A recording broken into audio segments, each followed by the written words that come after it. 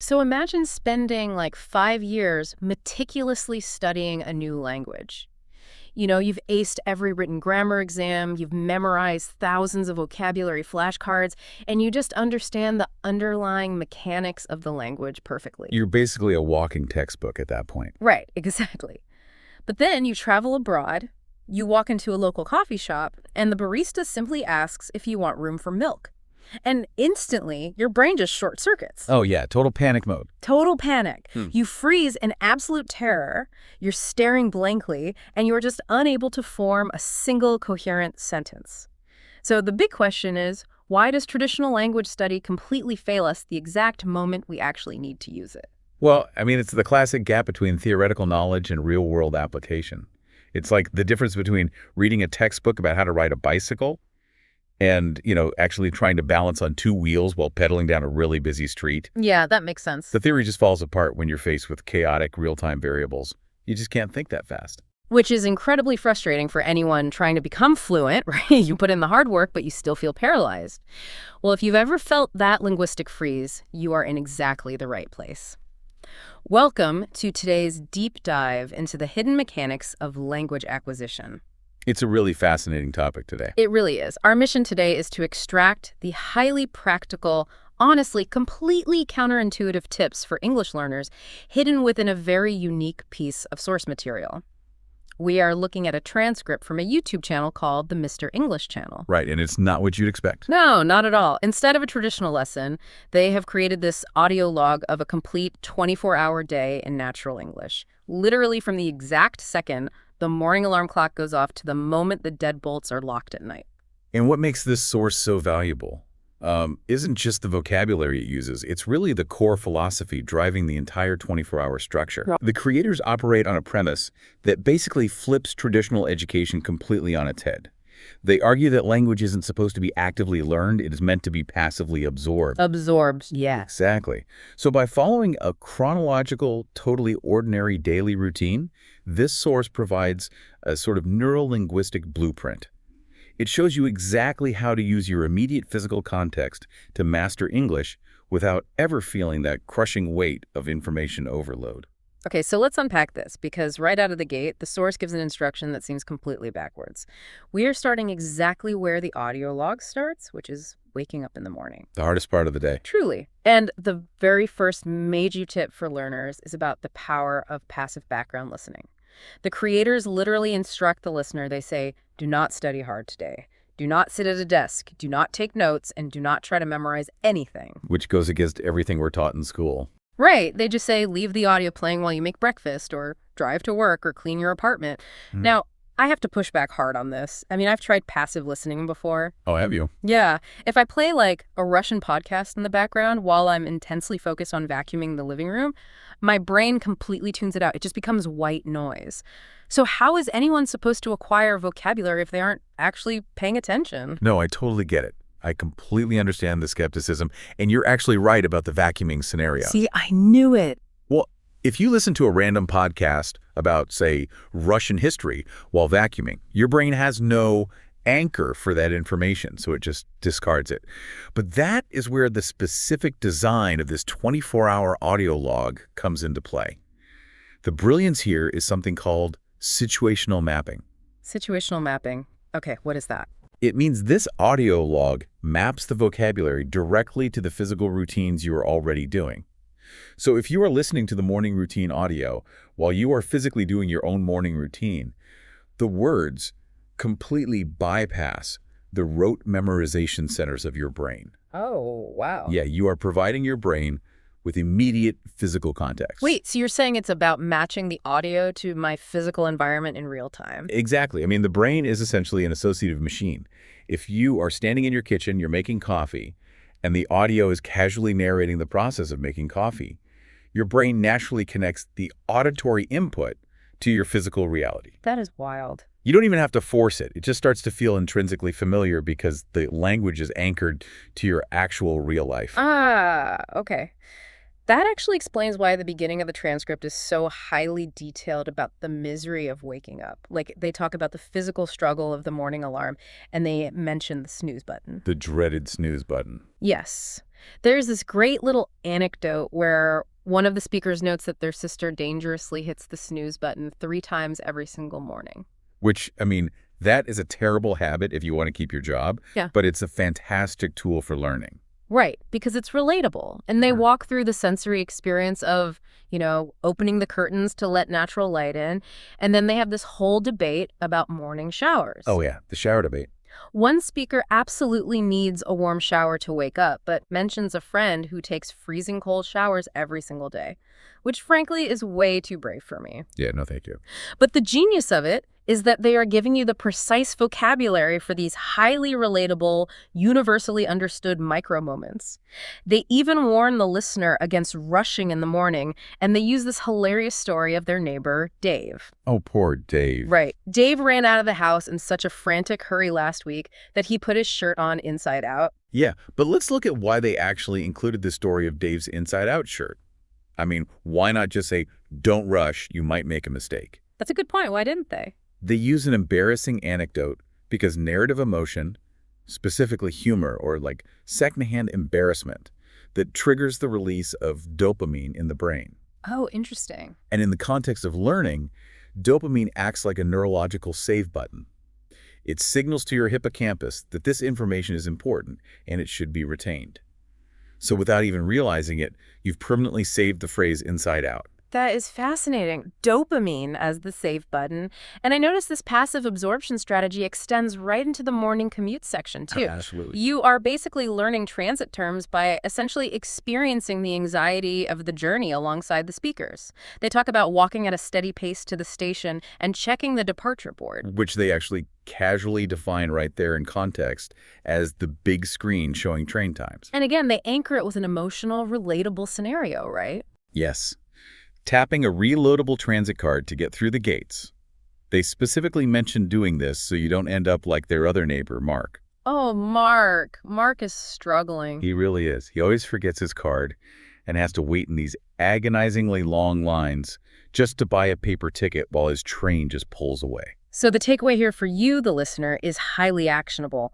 Let the language wash over you during your own similar routines. Put this specific type of situational audio on while you commute. Right, just let it play. Don't stress about translating every single word. Just let your ears get used to the natural rhythms and the specific vocabulary of public transit because you are physically standing on public transit. Exactly. It's about context. But, passive listening builds a great foundation, but you can't passively listen your way through a lunch order or a meeting. At some point, you have to actually speak. Unfortunately, yes. And that brings us to the next phase of the audio log. Here's where it gets really interesting, because once we arrive at the office in this transcript, the strategy radically shifts. It does. It's a big pivot. We move from passive absorption to active communication, but in a very specific way. The source dives into the absolute necessity of mastering formulaic chunks of language for small talk and polite public transactions. They literally map out the exact anatomy of conversation in the office break room. This is so crucial because it addresses that exact fear you brought up at the beginning, freezing in front of the barista. Right. The brain short circuit. To understand why we freeze, we have to talk about the working memory bottleneck. Your working memory can only handle a very small amount of information at once. Okay. So if you are standing in a cafe and you're trying to remember a vocabulary word, conjugate a verb, apply the correct grammar rule, and figure out the right preposition all at the exact same time, your cognitive load just maxes out. Your brain crashes and you freeze. So how do formulaic chunks fix the working memory crash? Okay, think of learning individual words and grammar rules like trying to build a house by laying individual bricks. Oh, that sounds exhausting. It is. If someone asks you a question and you have to start laying bricks one by one to form an answer, it takes way too long. Formulaic chunks are like prefabricated walls. They are complete, pre-assembled phrases that you memorize as a single unit. Ah. You don't have to think about the grammar inside the chunk at all. You just pull out the whole wall and stand it up. It's like programming a macro on a computer. You just press one button and the whole sequence executes automatically. Yes, exactly. And the source perfectly demonstrates this with small talk. They highlight these safe, universal topics like the weather, using the phrase, "Can you believe this rain today?" Which is such a classic office line. It is. You don't have to invent that sentence. You just deploy the macro. Yeah. Or they talk about pets, mentioning a coworker named Lisa who constantly talks about her golden retriever puppy. Right, because small talk isn't about exchanging deep philosophical information. It's just social lubrication. Right. It's about polite interaction that builds harmony. Having those prefabricated chunks ready drastically reduces your social anxiety. That makes a lot of sense. And this becomes even more vital when the audio log moves to the lunch break. When they go to a cafe to order food, the source emphasizes a subtle but absolutely crucial linguistic shift. They explicitly advise against saying, "I want." Which is such a common mistake for learners. Saying, "I want a sandwich" might be grammatically correct, but socially it sounds demanding and slightly rude in natural English. It really does. It sounds aggressive. Instead, the source provides the polite, prefabricated walls, I'll have, or Right. can I get, and they get incredibly specific with practical dining phrases too. Like, let's say you want mayonnaise, but you don't want it ruining the sandwich bread. You ask for it on the side. On the side is a perfect example of a high-utility chunk. Yeah. You don't need to explain, "Please put the mayonnaise in a separate small container." Right, that would be so clunky. You just deploy the chunk. Mhm. They also cover dietary restrictions, which is a high-stakes situation where you definitely do not want your working memory to crash. Oh, for sure. The exact phrasing they provide is, "I have a nut allergy. Does this dish have any peanuts?" So useful. And when it's time to pay, they use the magic phrase, "Could we get the check, please?" They even drop in a great cultural tip, noting that in the United States, it is customary to leave a 15 to 20% tip for good service. Yeah, it's this really seamless blend of language instruction and cultural navigation. And you see this exact same formulaic approach applied to running errands, right? During the lunch hour, the speakers run to the local pharmacy to pick up allergy pills and some travel-sized items. Right. If you need help finding something in a massive store, there is a set formula to get a clerk's attention politely. They say, "Excuse me, could you tell me where to find?" The aloe vera lip balm in their specific case. Exactly. So the big takeaway here for you is incredibly empowering. You do not need to be a linguistic architect building brand new, grammatically complex sentences from scratch for every single daily interaction. It's too much work. It is. By memorizing these set formulaic chunks, navigating office life, ordering food, and running errands basically becomes virtually stress-free. The cognitive load drops to zero. You're really just swapping out the noun at the end of the prefabricated sentence. So we've solved the social anxiety of speaking in public. But after work, our audio log shifts gears yet again. We move away from the polite social sphere and dive into the highly physical, action-oriented world of the supermarket and the kitchen. Getting hands-on. Yes, and this brings us to another massive, somewhat controversial tip for learners. Well, I wouldn't call it controversial, but it definitely pushes back against lazy learning habits. What's fascinating here is the strategy of embodied cognition. Embodied cognition. Yeah. The source insists on linking highly specific verbs directly to physical actions to build a really precise vocabulary. When you're cooking, you aren't just making food. You are performing very specific, distinct physical movements. Now, I'll admit, when I first read this section, I was pretty skeptical. I kept thinking, is it really necessary for an intermediate learner to know the exact nuanced difference between chopping, slicing, and dicing? A lot of people ask that. Right, because doesn't the general verb cutting get the point across well enough? Well, I would argue that precision absolutely matters, not just for the food, but for how your brain wires the language. And the source actually provides a hilarious cautionary tale to prove why cutting isn't enough. Oh, right, the carrot story. Yes. They emphasize the vital need to cut vegetables into bite-sized pieces. Why? Because they bring up our friend Mark again. The same guy who forgets his transit card? The very same. Apparently, Mark tried to cook whole, uncut, massive carrots in a frying pan, and he was standing there for an hour, wondering why they were still hard. Oh, Mark. Wait, he actually tried to fry whole carrots? He is really struggling today. He needs some help in the kitchen. Okay, so precision saves you from eating raw, crunchy carrots. Point taken. And the supermarket section is full of these highly precise details, too. Like, they note that produce in the U.S. is organized and priced by the pound, not the kilo. Right, which is confusing for a lot of people. Totally. And they scour the aisles for yellow sale stickers, noting that Mark, who probably needs to save money after buying all those expensive paper transit tickets, has an entire binder dedicated to aggressively organizing his coupons. Classic Mark. But, pay attention to the specific physical verbs they use when packing those groceries. Yeah. They mention using reusable cloth bags, specifically so their soft produce doesn't get squished under the heavy chicken. Notice that word, squished. Squished. It's such a vivid, descriptive, almost onomatopoeic word. You can literally feel the tomatoes getting crushed just saying it. You really can. And once they are back home, actually in the kitchen, cooking their chicken and vegetable stir-fry, the vocabulary becomes incredibly sensory. It's almost musical. Oh, yeah, it really ramps up here. They measure the jasmine rice, specifically 1 cup of rice to 1.5 cups of water, and they put it on low heat to simmer. Simmer, just a gentle, low, bubbling boil. And then they drop the cubed chicken into a hot wok, but they specify that you must wait until the cooking oil starts to shimmer. The oil shimmers. The oil shimmers, the chicken hits the pan and you hear the sizzle, and then they finish it by adding a drizzle of sesame oil. Simmer, shimmer, sizzle, drizzle. It's practically poetry. It really flows well. But practically speaking, how does reciting poetry over a wok actually help someone learn English? Okay, so it goes right back to embodied cognition. When you perform a physical action, your motor cortex is highly active. Okay. If you internally narrate that action with a precise sensory verb, you are wiring the language directly into your muscle memory. It basically creates a multisensory neural network.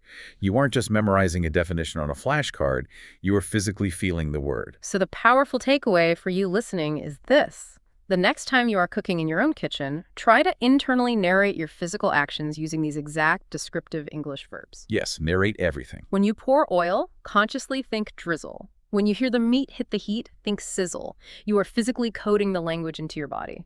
And that internal narration, it bridges the massive gap between intellectually knowing a word and truly owning a word. So what does this all mean as we reach the end of the day?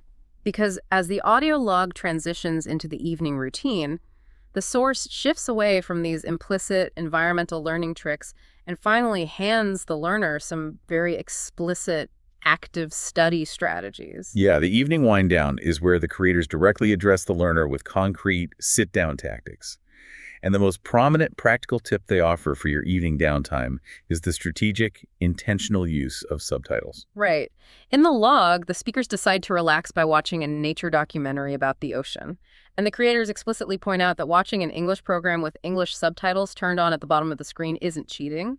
They say it's a massive cognitive game changer. It absolutely is. And cognitive science actually backs this up through a concept called dual coding theory. Okay, break that down for me. What is dual coding? So your brain processes auditory information, like hearing a word in one specific area, and it processes visual information, like reading text in another area entirely. Got it. When you just listen to a podcast, you only activate the auditory pathway.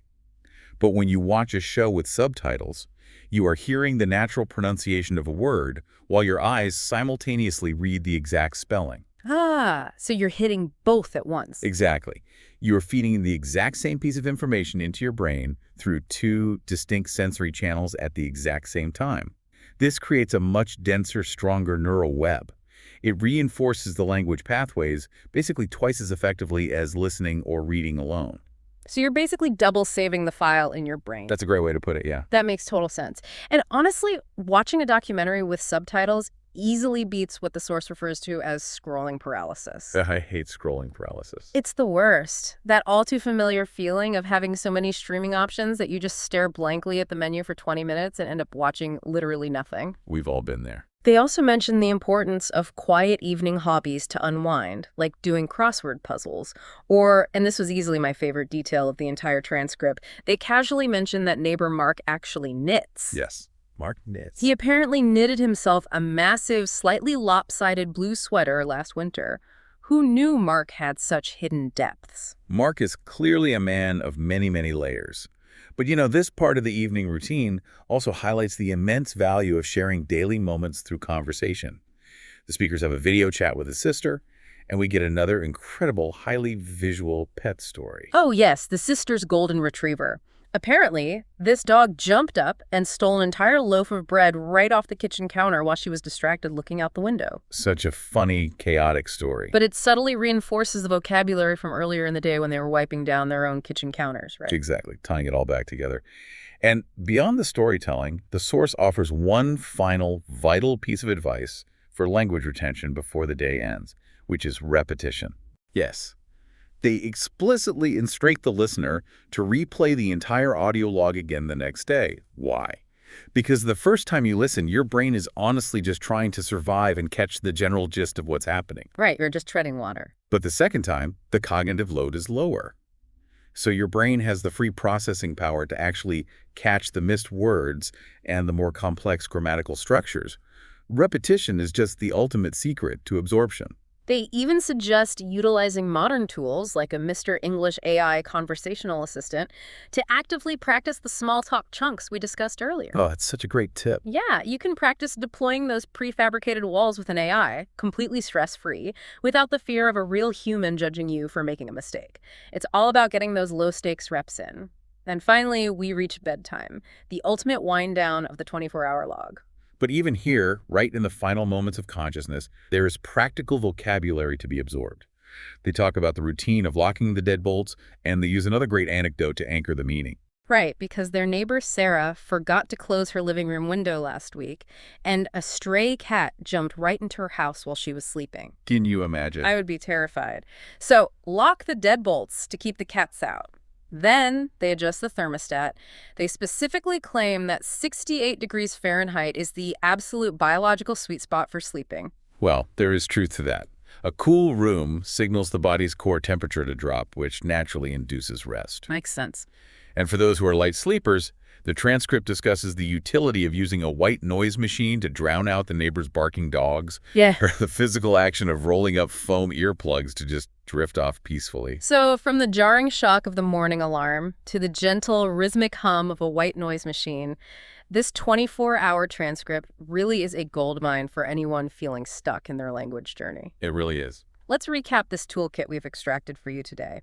We started with the immense power of situational mapping, Yeah. letting passive background listening anchor vocabulary directly to your physical morning routines. And then we tackled the working memory bottleneck. Right. We did that by mastering formulaic chunks, those prefabricated walls of language, to make small talk and running errands completely stress-free. We also explored the concept of embodied cognition, narrating your physical actions in the kitchen using precise verbs like sizzle and drizzle to wire English directly into your muscle memory. So effective. And finally, we looked at active evening strategies, utilizing English subtitles to take advantage of dual coding and embracing repetition as the true engine of absorption. It's an incredible journey through a single, ordinary day. It really is. And I think the ultimate empowering conclusion we can draw from this source material is that your daily routine shouldn't be overlooked as just a series of mundane chores. Your day is actually the ultimate personalized language textbook just waiting to be used. Wow. The context, the environment, the physical actions, they're already there. You don't have to invent them. You just have to apply the English overlay to the life you are already living. Which leaves me with a final, slightly provocative thought for you to mull over as we wrap up today's deep dive. If the true secret to language absorption is mapping English words directly to your daily habits and your immediate environment, what would happen if you made a radical change today? Ooh, I like where this is going. What if you changed the default language on the one device you use to manage your entire routine, your smartphone, to English? Every morning alarm you set, every calendar invite you accept, every weather forecast you check would literally force your brain to interact with your target language. That would be intense, but amazing. How quickly do you think your brain would adapt to that new normal? Something to think about tomorrow morning the next time you reach for the snooze button.